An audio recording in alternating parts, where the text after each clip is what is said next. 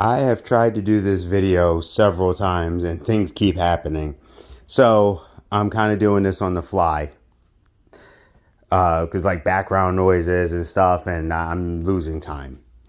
So I just want to talk about this. I'm going to keep this short and fast. Oppenheimer. The cast did really well.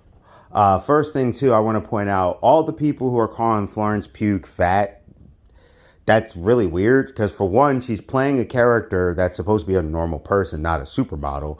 Also, for two, really, look at yourself in the mirror. You really gonna sit here and try to say that? Like, let's be real. Like, Florence Pugh is a very pretty woman, and she's a really good actress. But it's very interesting that people, because there is some heavy nudity in here, people's complaint is about her looks and not her acting capability.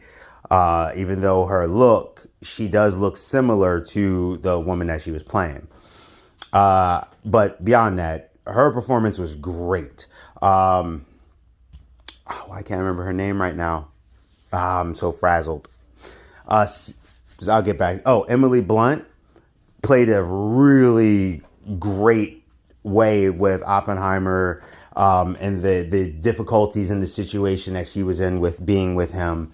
And Cillian killed it as Oppenheimer.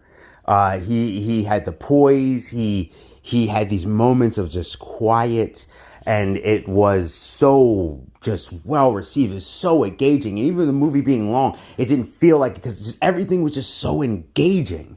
Robert Downey Jr. played a great part. Josh Hartnett. They had star after star. Boy that was in Carnival, like who I always think is an excellent actor. He was the yellow bastard in Sin City. I just can't remember his name right now. Like I said, I'm kind of frazzled. But everybody brought their A game. The movie's pacing was excellent. And for the things when people talk about, oh, there's some gratuitous, like, intercourse scenes, they actually meant something. Like each time, it wasn't just, oh, we're doing this. It was something that led to something else. The movie, to me, is deep. And I'm going to let you in on something. I actually think Christopher Nolan, he's a good director. He's overrated to me. So I am not a fan of The Dark Knight Rises. If I ever do a review, or if y'all want me to do a review on that series, trust me, there's a lot of reasons why. I am not a fan of Interstellar. I actually predicted Interstellar with my friend who was like all about it before he saw it. And I said, I bet you it's going to be this that leads to this. And he's like, no way. And I called it. So, in that Cave movie, I wasn't really a fan of Nolan. But then there's movies that I think he does really good. So I'm not saying like, oh, he's a hack director or something. It's just, I don't put him on the, like some people put him on the same levels as like a James Cameron or a Steven Spielberg. I don't. I put him that his name is in the conversation, but if I was going to put him in there and like list them off, he's on the lower part. So I just want to point that out before I say what I'm about to say. I personally feel this is possibly Nolan's, like one of my favorite films, possibly one of his best films. I put this up here with the first Batman and The Dark Knight. Like, I've watched multiple Nolan films. I even think this was better than Inception.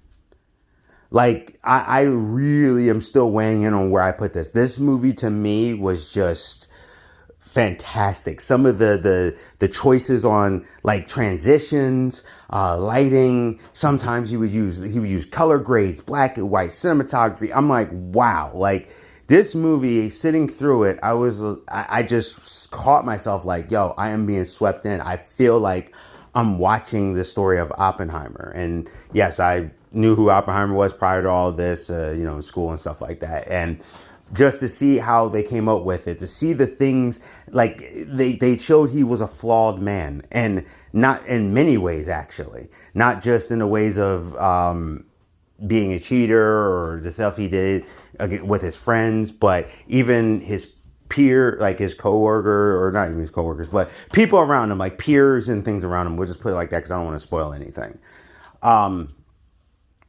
I'm gonna be honest with you. I was excited from the door.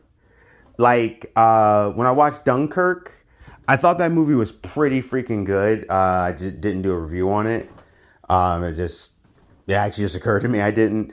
But I had some things about Dunkirk. I was like, okay, but it wasn't bad. Like, but this, I really just was like, this dude just brought it all the way around. And don't get me wrong, like I said, Dunkirk I still liked.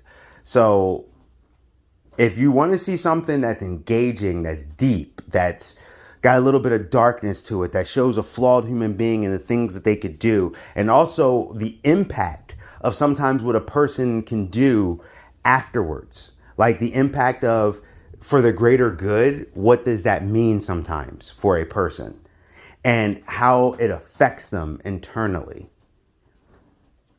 It was just great.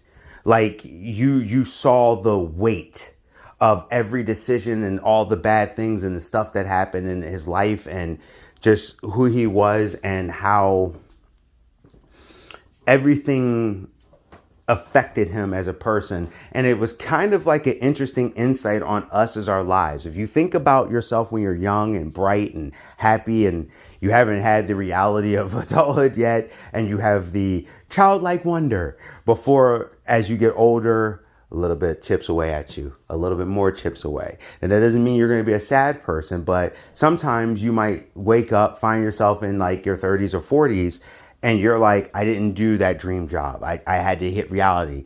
I didn't get to go what I went to school for. I didn't get to do this. And it kind of reminds you of that. Like, and when you watch him, like how you might be going one way and how life can do another, and the choices that you make can impact who you are going forward and how things affect you. And every time you make a decision, a lot of times, are you making a decision for the greater good, to be safe, to be happy, or are you making a decision based off of fear? And it just, that's what I was thinking. Like, it got me contemplating like that after I was done with the movie. Just a reflection on my life and people's life and life in general. And that's something I enjoy when I have a movie going experience. It makes me take a second back and reflect on some things. So all in all, I will say that Oppenheimer blew my mind. I just, to me, it's tangling with being possibly the best Nolan film. Because, you know, I love the Batman movies, the first two, but it's more of a, do I like them because they're really good, and they are really good? But do I like them more because I'm into superheroes and comic books and they're Batman? So it kind of is a way out that way. But yeah, this one, I would say definitely blew my mind. I expected Oppenheimer to be very good. I was excited from the first trailer, but I did not expect me to be like that engaged. And by the time I was done, I was just like, wow. Like, I felt like I had an experience. So Geek Protagonist, you stay safe, you stay healthy, you stay real. And I'll see ya.